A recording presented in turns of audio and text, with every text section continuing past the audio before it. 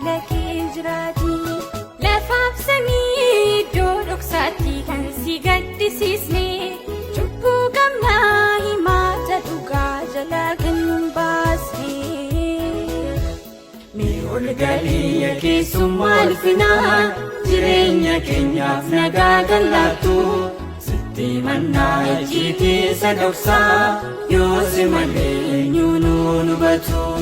Seenaa miti kan sitti odeessinu jireenya keenyaaf duudhaaf ka'ee haadharaa kee nu gargaari maaloo maqaan Yesuus isaa du'aa ka'ee. Seenaa miti kan sitti odeessinu jireenya keenyaaf duudhaaf ka'ee haadharaa kee nu gargaari maaloo maqaan Yesuus du'aa ka'ee. Seenaaf maqaatti hin jirru cubbuudhaan babbaanneerra nu jijjiirii jenna nu jijjiirii ulfina keessa ilbisne keessi keenyas baadeera nu haaressi jenna nu haaressi. Namni hin beekne keessi keenyas dhumeera nu fayyisi jenna nu fayyisi. Ijoollee baakaan turre ayyaana kee dhaabneerra nu eebbisi jenna nu eebbisi.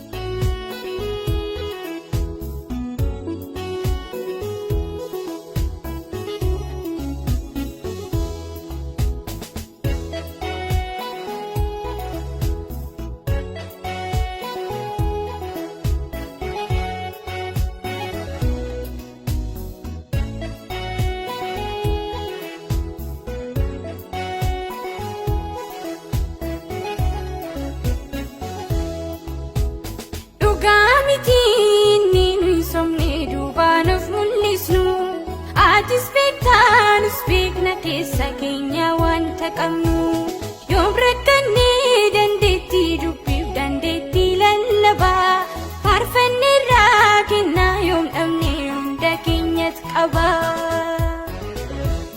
Wanti goonuu tajaajilli keenya tokko tokkoonsaa sababii qaba. Tokko dhugaaf tokkommoo maqaasaa kennaa isaatiin maqaa kee lallabaa.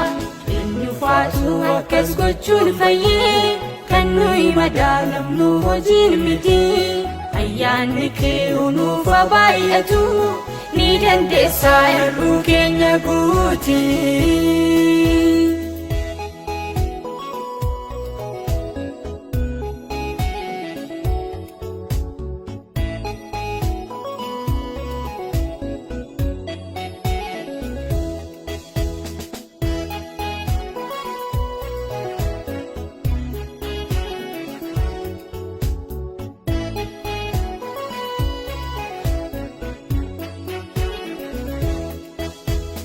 Jireenya qullaa jiraannee yoomsi gammachiifna qabeenya dhuunfaa kan kee taane yoom mallatteeffamna.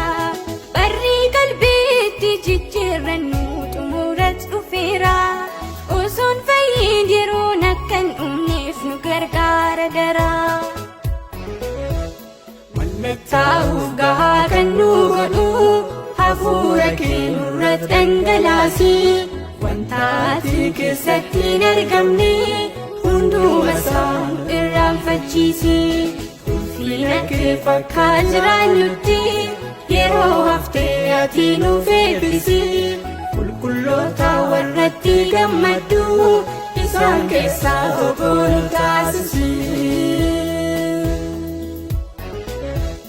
Seenaaf maqaatti hin jirru